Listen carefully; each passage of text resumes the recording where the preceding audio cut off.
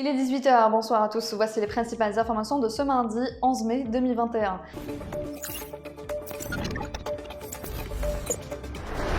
Le procureur général près la Cour suprême a indiqué dans un communiqué ce mardi que les recours introduits par les accusés dans les affaires Hulmi Mourad et Tahkout Mahieddine ont été rejetés, rendant la décision de la Cour de justice d'Alger définitive. Les pourvois en cassation présentés par les parties civiles et le juriste du Trésor public ont été acceptés dans la forme et dans le fond. Ainsi, la décision prononcée par la Cour de justice d'Alger en date du 18 novembre 2020 est définitive dans l'action publique et applicable concernant Mahieddine Tahkout et tous ceux dont le recours n'a pas été accepté par le procureur général, indiquant de même source.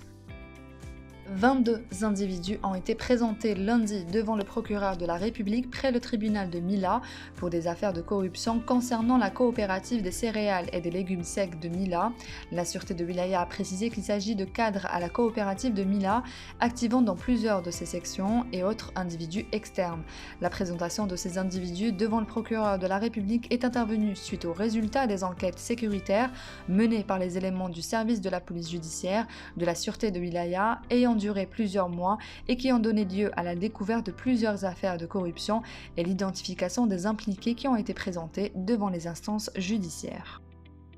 Un dispositif d'indemnisation des agriculteurs affectés par les récentes inondations de Bni Slimane dans la wilaya de Médéa sera mis en œuvre sans tarder afin de permettre la relance de l'activité agricole dans cette région, a indiqué lundi à Médéa le ministre de l'Agriculture et du Développement rural Abdelhamid Hamdani. Le ministre a précisé lors de sa visite d'inspection de la plaine de Bni Slimane que ce dispositif va prendre en charge les dégâts occasionnés par les inondations, qu'il s'agisse de semences, de plantations ou d'équipements agricoles. Il a précisé en outre que ces indemnisations se feront en nature pour les agriculteurs qui n'ont pas contracté de police d'assurance, qui sont de l'ordre de 97%, qui se verront livrer les quantités de semences de pommes de terre, de plants arboricoles et d'équipements endommagés.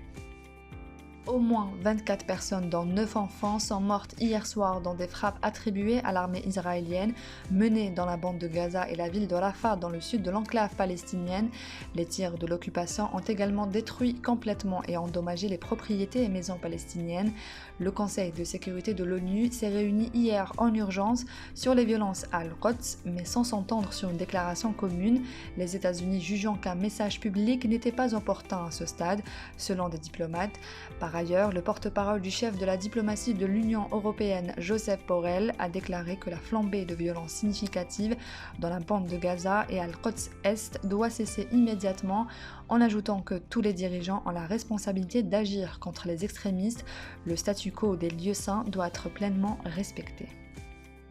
11 personnes ont été tuées, dont 9 élèves et 32 autres personnes ont été blessées ce mardi dans une fusillade dans une école de Kazan, grande ville du centre de la Russie, où l'un des tireurs, un adolescent, a été interpellé et un autre tué selon des agences russes. Il s'agit de la plus grave fusillade dans une école russe depuis 2018, où ce genre de drame est relativement rare et où le contrôle des armes est strict. En réaction, le président Vladimir Poutine a ordonné un passage en revue des règles autorisant le port d'armes. Il a ordonné que soit élaboré d'urgence un nouveau cadre concernant le type d'armes autorisées à la circulation au sein de la population civile, en tenant compte du type utilisé lors de la fusillade à Kazan, a indiqué le porte-parole du Kremlin, Dmitri Peskov. C'est la fin de ce journal, merci d'avoir suivi, on se retrouve demain à la même heure sur notre page Facebook.